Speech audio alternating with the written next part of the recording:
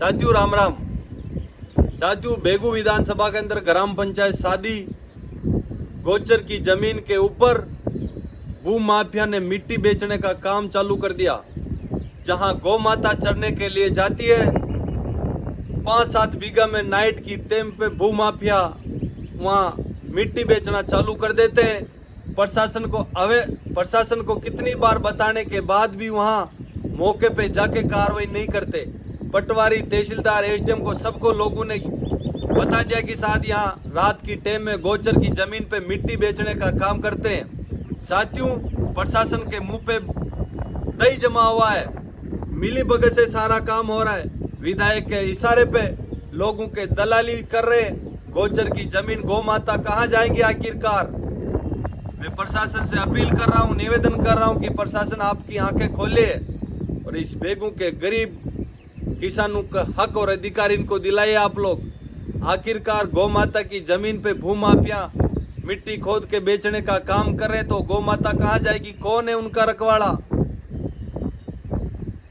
आप किसान की जमीन को तो आप तुरंत खाली करा देते हो, लेकिन जो भू माफिया जमीन मिट्टी खोद के बेच रहे हैं उन लोगों के नाक में नत क्यों नहीं डालते हो? आखिरकार आप किस वजह से दबे हो? मैं मानता हूं कि विधायक के इशारे पे सारे काम हो रहे, लेकिन गोचर की जमीन को हम बर्बाद होते हुए नहीं देखेंगे। हम सारे लोग मिलकर बहुत बड़ा आंदोलन करेंगे। आखिरकार कब तक बेगू की जनता को अंधेरे में डाल के रखोगे विधायक महोदय? आप बेगू के गरीब लोगों के बारे में नहीं सोच रहे हो?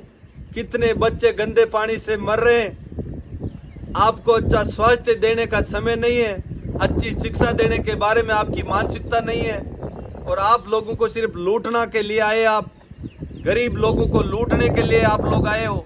आखिरकार आप पैसे ही यहाँ लूटने आए हो, तो जनता आपको 5 साल में वापिस जनता के दरबार में आपको जाना पड़ेगा और जनता के सामने नाक रगड़ना पड़ेगा। ये वही जनता है जो राजा परमानेंट नहीं होता। वो पहले वाले जमाने गए कि राजा तलवारों के नोक पे बन जाएंगे।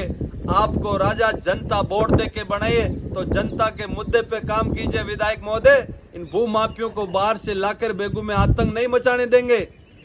आपसे मिली भगत का खेल हम लोग खत्म कर देंगे, और जो नौजवान गरीब किसान का बेटा आवाज उठाने आया तो उसके खिलाफ मुकदमा दर्ज कर दोगे, और उसकी आवाज को दबाने के लिए पता नहीं उसके परिवार के ऊपर कितना दबाव डालोगे।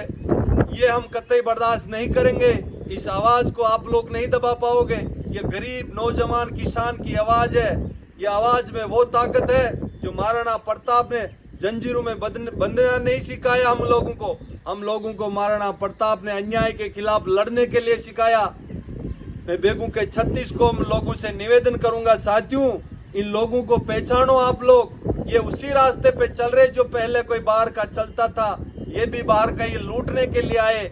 इन लोगों से मैं कहना चाहता हूँ कि आप लोग इस गरीब किसान के बेटों को हिंदुस्तान जिंक में नौकरी दीजिए, लेकिन ये काम नहीं करेंगे क्योंकि इनके खुद के ठेके चल रहे। साथियों हिंदुस्तान जिंक में देख लो, नितिन में देख लो, राउत बाटा में देख लो, आस पास में भू माफियाओं की तरफ इनके दलाल फैल गए।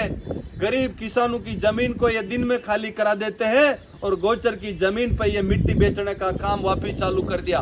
मैं बेगू के लोगों से निवेदन करूंगा, अपील करूंगा कि बेगू के 36 कौम के लोगों, आप लोगों को महाराणा प्रताप बचाने के लिए नहीं आएगा। आपका हक और अधिकार की लड़ाई आपको खुद को लड़नी पड़ेगी। आने वाली पीढ़ी के बारे में सोचो मेरे साथियों, कि उनके बच्चों का भविष्य अंधकार में ये लोग धकेल रहे हैं।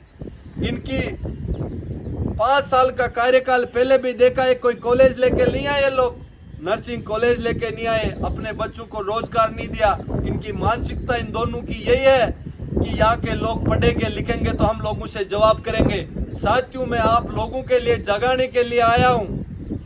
मेरी आवाज को ये लोग कितना षड्यंत्र रच रहे कि झूठा मुकदमा लगा के जेल में डाल के आवाज को दबा देंगे। ये आवाज भगत सिंह के रास्ते पे चलने वाली है।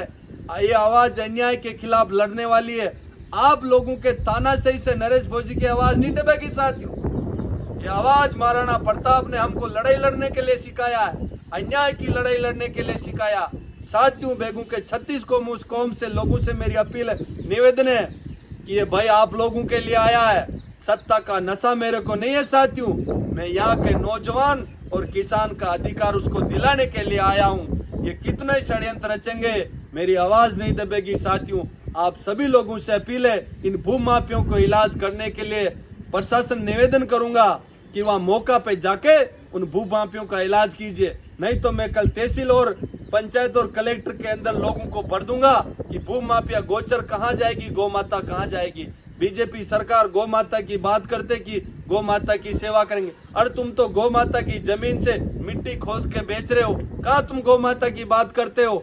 मैं आप सभी लोगों से अपील करूंगा, निवेदन करूंगा। साथियों, बहुत जल्दी आह्वान करूंगा कि कलेक्टर का घेराव करके इन लोगों को सिखाएंगे कि बेगू के लोग डरेंगे नहीं भूमाफिया पर। आप सभी लोगों को निवेदन, ये वीडियो ज्यादा से ज्यादा शेयर करना कि भूमाफियों के कानून में नरेश फौजी की आवाज गूंजे कि यहाँ वो नौजवान सख्त बेगू के लिए खड़ा है, हम गलत काम नहीं करने देंगे। साथियों, इस आवाज को ज्यादा से ज्यादा शेयर करना। जय हिंद, जय भारत, राम राम साहब।